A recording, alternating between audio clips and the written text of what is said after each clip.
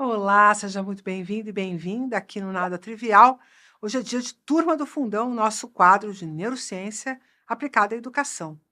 E vou trazer um tema que vira e mexe, me perguntam durante as palestras, quando a gente está dando formação para professores, porque parece que está meio em desuso e os pais reclamam bastante quando a gestão da lição de casa não é feita de forma adequada. E o que eles acham que é a forma adequada? A primeira coisa é que muita gente acha que a lição de casa tem que ser uma coisa fácil, que a criança se vira sozinha para fazer, que o jovem se vira sozinho para fazer.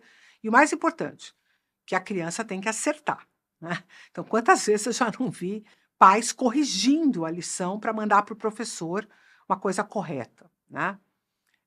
Mas esse ponto é um ponto já bastante debatido, né, que tem a ver com o fato de você poder oferecer para aquele aluno, para o estudante, um momento em que ele vai testar os seus conhecimentos através de um conjunto de exercícios, né.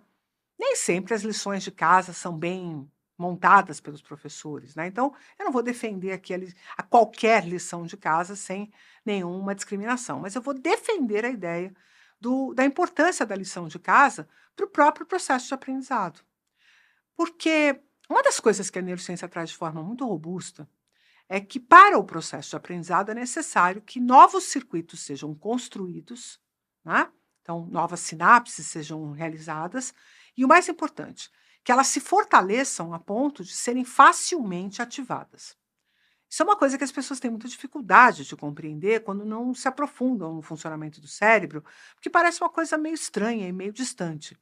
Mas o fato é que quando você tenta recuperar alguma informação ou tenta trazer à tona algum dado, alguma coisa que você tenha aprendido, isso vai ser muito mais fácil quanto mais facilitado for aquele circuito cerebral que é responsável pela construção daquela informação dentro de você, né. Então, eu vou dar um exemplo. Por exemplo, você está dando aula de matemática, né, e aí, um exemplo que eu sempre recorro, porque eu acho que ele é muito rico, né. Então tá lá, você está ensinando equação de segundo grau. E a equação de segundo grau, ela tem um jeito de ser resolvida, e é um jeito interessante, especialmente se você conseguir mostrar elementos ali do que está acontecendo para esse jovem, né. Então, primeira coisa que a gente tem para resolver uma equação de segundo grau, construir a ideia de delta, né. Delta é diferença, delta é distância entre um ponto e outro, né. E o que a gente está calculando com o delta? A gente está justamente mostrando quanto que cada um dos resultados que vão ser encontrados para o x estão distantes um do outro, né. Então, em geral, eh, o valor de delta que vai entrar é a raiz de delta, né, que vai entrar na fórmula, mas, basicamente, esse é um número super importante para mostrar para a gente como que esses dados se comportam dentro daquela equação, dentro daquela história. Então, quando você consegue explicar todos esses detalhes, isso é uma coisa maravilhosa. Mas não é geralmente isso que acontece, mas não é exatamente por aí que eu estou querendo mostrar o valor dessa história. É muito difícil você pensar, né, nos elementos da equação de segundo grau, tem lá o A, o B, o C, cada um deles está representando uma parte, então o A é o que está perto do x ao quadrado, o B é o que está conectado com a variável sem a elevação ao quadrado, né? Então o x apenas, e depois você tem ainda um número que pode ser um número que não está conectado a nenhuma, não está multiplicando uma variável não conhecida, que é o caso do x, né. E esse então seria o A, o B e o C, muito bem. Daí eu calculo o delta, daí eu calculo o x tal, é todo um processo de fórmulas. E quando eu consigo exercitar isso, e usar isto várias vezes, durante uma lista de exercício, por exemplo, eu passo a decorar isso, né. Então, isso vai me dar a sensação, e eu estou decorando porque eu estou usando, eu não estou decorando porque eu fiquei repetindo, feito um papagaio, né. Eu aprendi decor porque eu usei. E o que isso significa? Significa que aqueles circuitos neuronais que representam esse processo de aprendizado, que representam cada uma dessas ideias, parece uma coisa bem distante, né, porque a gente não consegue imaginar como é que um neurônio detém uma ideia, mas na verdade é justamente essas redes de conexão e de complexidade que se formam no cérebro. Portanto, uma rede dessa é muito difícil de ser mantida. E para que ela se torne facilmente acessível, é bem importante que ela se torne facilitada, que acessar, né, recuperar aquela informação seja muito fácil. A gente chama isso de evocação.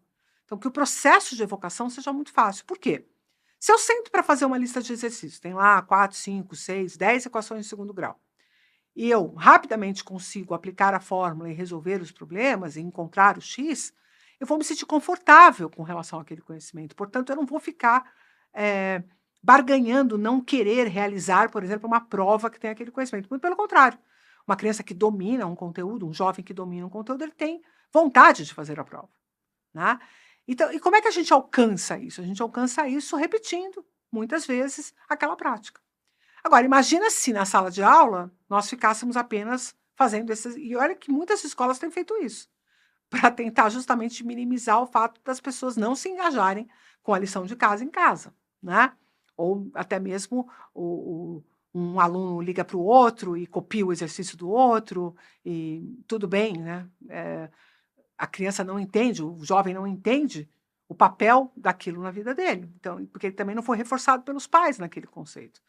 E aí tem um problema, porque quando o pai e mãe sentam do lado para fazer a lição de casa, e ele está também com pressa, cansado, com vontade de jantar, de descansar, mas tem que fazer a lição de casa com o filho, é possível que ele, inclusive, dê algum jeito de dar uma acelerada, né, na performance do filho, para que o tempo dele fique mais aproveitável, não é? Ele está entendendo que ele está perdendo tempo ali naquela atividade.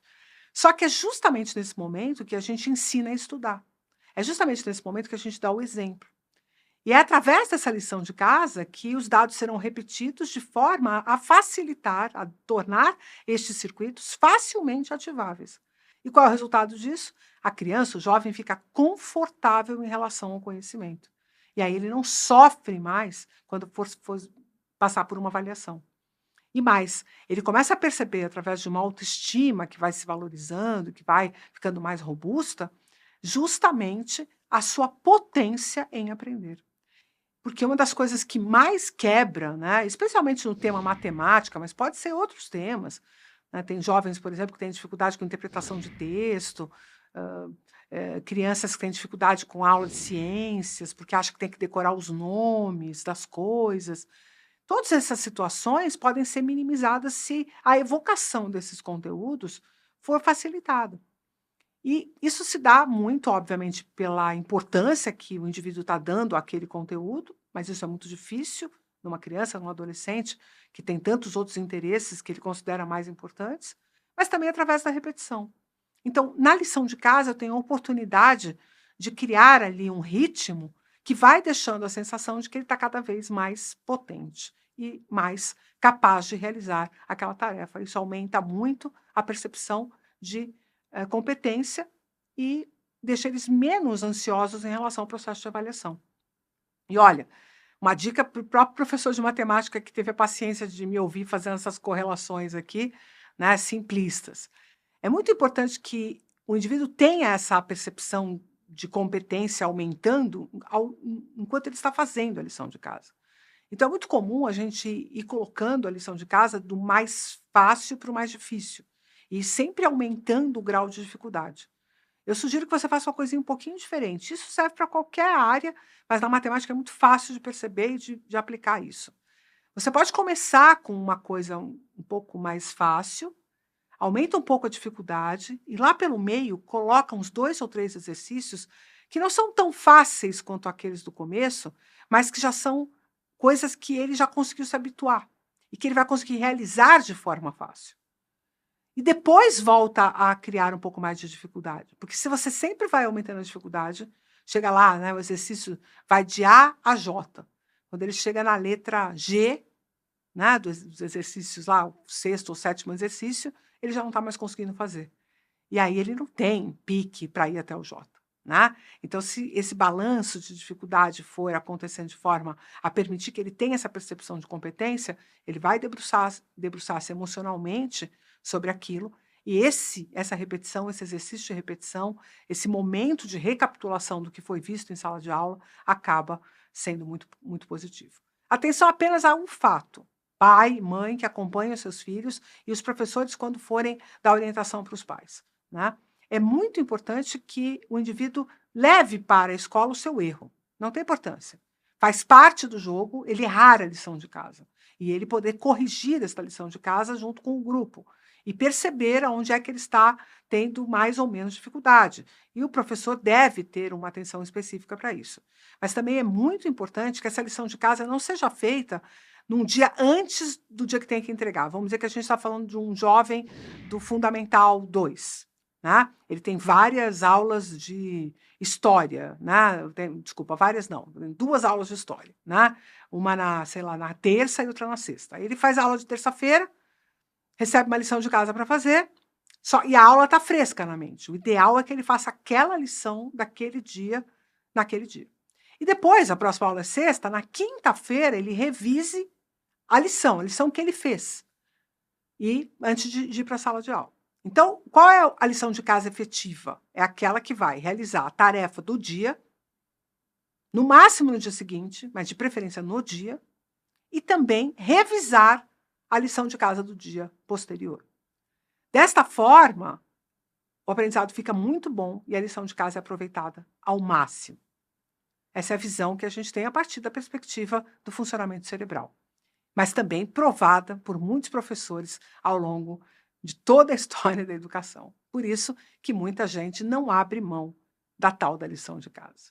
Bom, espero que você tenha gostado dessa abordagem, que tenha inclusive trazido argumentos para defender a sua lição de casa, e você que é pai e que é mãe, apoiarem com certeza os seus filhos a ficarem autônomos através dessa atividade que eles fazem em casa e que eles fazem baseados na competência que eles estão desenvolvendo, no seu próprio protagonismo e na sua própria autonomia. Um abração para você, não esquece de deixar o like, a coisa toda, compartilhar, dar um valeu, porque definitivamente esse aqui é um conteúdo muito importante e que a gente faz com muito carinho para vocês. Um abraço e até o próximo.